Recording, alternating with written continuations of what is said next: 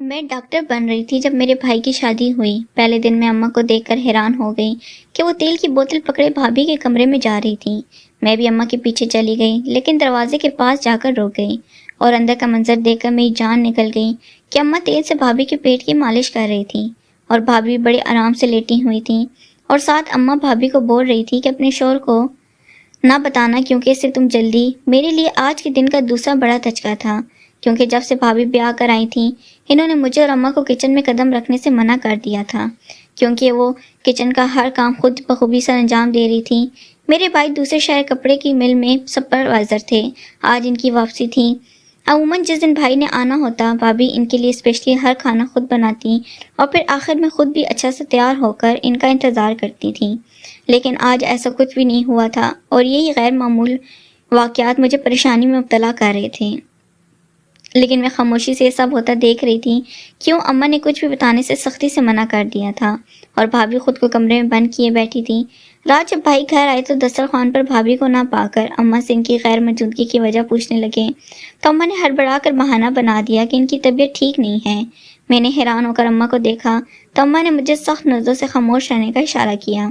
میں بھی خاموش ہو گئی کہ چلو جب بھائی روم میں جائیں گے تو بھابھی سے بات کرنے کے بعد ویسے بھی سامنے ہی آ جائیں گے۔ ہم سب کھانا کھا کر اپنے کمروں میں روانہ ہو گئے، مگر چونکہ بھابھی کا کمرہ اندر سے لاک تھا تو بھائی کو مزید گھبراہٹ نے گھیرا، اس لیے وہ جلدی سے ڈپلیکیٹ کی لے کر دروازہ کھولنے لگے۔ بھائی جیسے ہی روم میں داخل ہوئے تو انہوں نے دیکھا کہ بھابھی ابھی تک روز ہی ہیں۔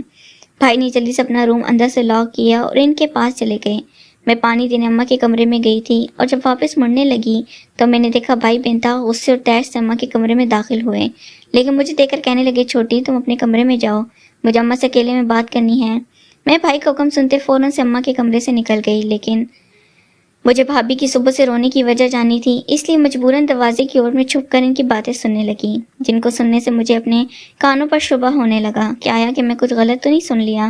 بھلا اماں ایسے کیسے کر سکتی ہیں؟ بھائی انتہائی غصے سے اماں سے کہہ رہے تھے کہ اماں آپ کو خدا کا واسطہ میری بیوی کی جان چھوڑ دیں، وہ بہت پاک باز ہے، بہت نیک سیرت ہے، اسے یہ کام مت کروائیں، جب اللہ نے ہمیں اولاد دینی ہوئی انشاءاللہ وہ خود دے دے گا، مگر میں آپ سے کہہ رہا ہوں اگر اب آپ میری بیوی کو کسی بھی 2 ٹکے کے بابے یا گلی محلے میں لوٹ مار مچانے والے کسی بھی پیر کے پاس لے کر گئی تو یاد رکھیے گا پھر میں اپنی بیوی کو لے کر یہ گھر چھوڑ کر چلا جاؤں گا، اور یہ صرف دھمکی نہیں ہے۔ بھائی کے گھر چھوڑنے کی بات پر اماں فوراً سے رونے لگی اور کہنے لگی کہ بیٹا میں تمہارے لیے یہ سب کر رہی ہوں، تمہاری اولاد کا منہ دیکھنے کے لیے ہی تو یہ جتن کر رہی ہوں، لیکن بیٹا اگر تجھے نہیں پسند تو میں نہیں لے کر جاؤں گی دوبارہ سے اسے، لیکن بیٹا دیکھ میں تیرے آگے ہاتھ جوڑتی ہوں، گھر چھوڑ کر مت جانا، میں کیسے رہوں گی تم لوگ کے بغیر۔ بھائی اماں کی بات سن کر نرم پڑ گیا اور ماں کو گلے لگا کر بولے کہ اماں میں کہیں نہیں جا رہا، لیکن پلیز یاد رکھیں میری بیوی بہت پاک باز ہے، اسے یہ سب اچھا نہیں لگتا، وہ بہت باپردہ ہے، خدا کے لیے اس کا حق پر وہ خراب مت کریں۔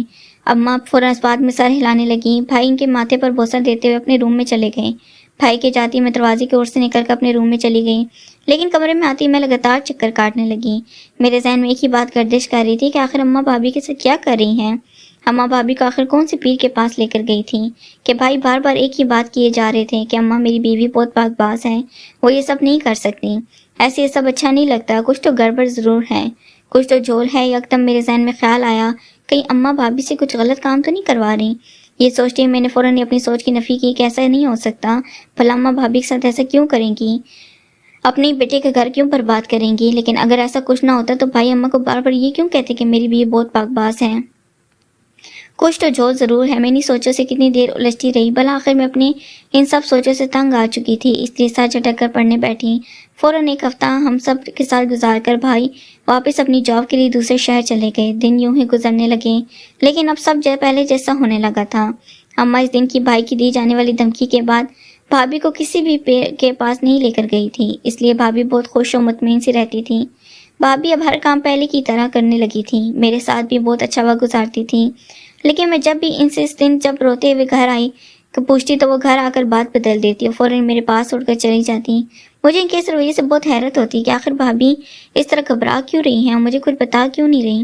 دوسری طرف مجھے اماں کا رویہ بھی حیرت اور پریشانی میں مبتلا کر رہا تھا۔ وہ اکثر بھابھی کے کمرے میں گھس کر انہیں پتہ نہیں کیا کہتی رہتی، لیکن جیسے ہی میں ان کے کمرے میں داخل ہوتی تو اماں اور بھابھی دونوں ہی گھبرا جاتی، بلکہ اماں تو مجھے بہت سخت باتیں بھی سنا دیتی اور کبھی کبھی تو کمرے سے بھی نکل جانے کا کہہ دیتی۔ میں بے انتہا پریشان تھی اور حیرت زدہ بھی کہ آخر ایسا کیا خفیہ چل رہا ہے اماں اور بھابھی میں. ہاں کیوں ایسا رویہ اختیار کر رہی ہیں کہ جیسے اپنا کوئی راز چھپا رہی ہوں. کچھ تو تھا جو غلط تھا، کچھ تو ایسا ضرور تھا جو اماں ہم سب سے چھپا کر زبردستی بھابھی سے کہہ رہی تھی. لیکن وہ آخر کون سا راز تھا؟ مجھے اکثر یہ سارے سوالات پریشان رکھتے تھے.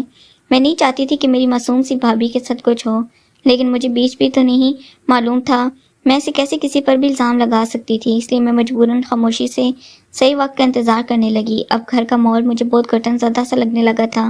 بھابھی گھر کا کام کر کے چھپکے سے اپنے کمرے میں جا کر بند ہو جاتی. میرے پاس بیٹھنا بھی اب بھابھی نے بند کر دیا، اور اسی وجہ سے یہ تھی کہ وہ جب بھی میرے پاس بیٹھتی میں ان سے وہی سوالات پوچھنے لگ جاتی. اس لیے اب انہوں نے مجھ سے گریز برتنا شروع کر دیا تھا، جبکہ اماں وہ تو ویسے ہی غصے میں پھرتی رہتی جیسے ان کے کوئی اہم مقصد پورا نہ ہو رہا ہو، جیسے انہیں کسی خسارے کا سامنا کرنا پڑ رہا ہو. لیکن میرے کچھ بھی استفسار کرنے پر مجھے سختی سے ڈانٹ کر خاموش کروا دیتی. اب میں شدت سے بھائی کے آنے کا انتظار کرنے لگی. میں نے ایک دو بار بھائی کو کال کر کے کہا بھائی اس بار پلیز جلدی گھر آ جائیں، مجھے آپ سے بہت اہم بات کرنی ہے. لیکن بھائی نے کہا کہ چھوٹی میں فوراً آ جاتا تمہارے بلانے پر، لیکن اس مال کی شپمنٹ کا سارا کام میرے ذمے اور میرا ہیلپر بھی چھٹی پر گھر گیا ہوا ہے، اس لیے میں چاہ کر بھی نہیں آ سکتا. صرف چند دن کی تو بات ہے بیٹا، پھر میں آ ہی جاتا، پھر ہم بیٹھ کر تسلی سے بات کریں گے. بھائی کی مجبوری کو دیکھتے ہوئے مجبوراً خاموشی اختیار کرنی پڑی. میں چپ چاپ بھائی کا انتظار کرنے لگی. اماں سے مل کر وہ آنکھوں ہی آنکھوں میں اماں کو کچھ اشارہ کرنے لگی. مجھے ان کی یہ حرکت بہت مشکوک ہی لگی، بلکہ ان کی ساری حرکتیں بہت مشکوک تھیں، جبکہ اماں بھی ان کی ان عجیب حرکتوں ان کا پور ساتھ دے رہی تھیں، اور یہی چیز مجھے چونکنے پر مجبور کر رہی تھی. تھوڑی دیر گزری کہ بھابھی لوازمات سے بھری ٹرے اٹھا کر لائیں. بھابھی ٹرے رکھے الگ سلگ کے بعد اٹھ کر جانے ہی لگی کہ اماں کی دوست نائلہ آنٹی نے بھابھی کا ہاتھ زور سے پکڑ لیا. بھابھی نے مڑ کر ان کی طرف دیکھا، سوالیہ نظروں سے دیکھا تو آنٹی نائلہ نے کچھ بھی بولنے سے پہلے اماں بول پڑی کہ زری بیٹا تھوڑی دیر ہمارے پاس ہی بیٹھ جاؤ، میری دوست تم سے کچھ بات کرنا چاہتی ہیں. جبکہ بھابھی کی بات سن کر آنٹی اپنے چہرے پر بیزاری لاتے ہوئے بولی کہ لڑکی دعا کے ساتھ ساتھ دوا اور دم بھی ضروری ہوتا ہے، لیکن آج کل کی نسل کو کون سمجھائے. ان کی بات سنتے بھابھی اپنے آنسو پہنچے چپ چاپ اپنے کمرے میں چلی گئی. آنٹی بھی اماں سے مل کر فوراً رفو چکر ہو گئی.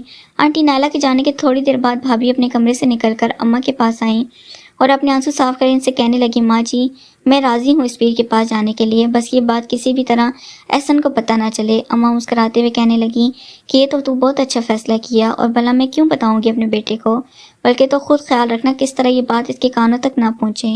بھابھی روتے اماں سے کہنے لگی کہ بس اب مجھ سے مزید بانجھ بن کے تانے نہیں سننے جاتے، بس اسی لیے میں نے فیصلہ لیا، اور آپ بے فکر ہیں میں یہ بات ہرگز احسن کو نہیں بتاؤں گی. اگر آپ کو ویڈیو اچھی لگی پلیز چینل کو لازمی سبسکرائب کریں. شکریہ.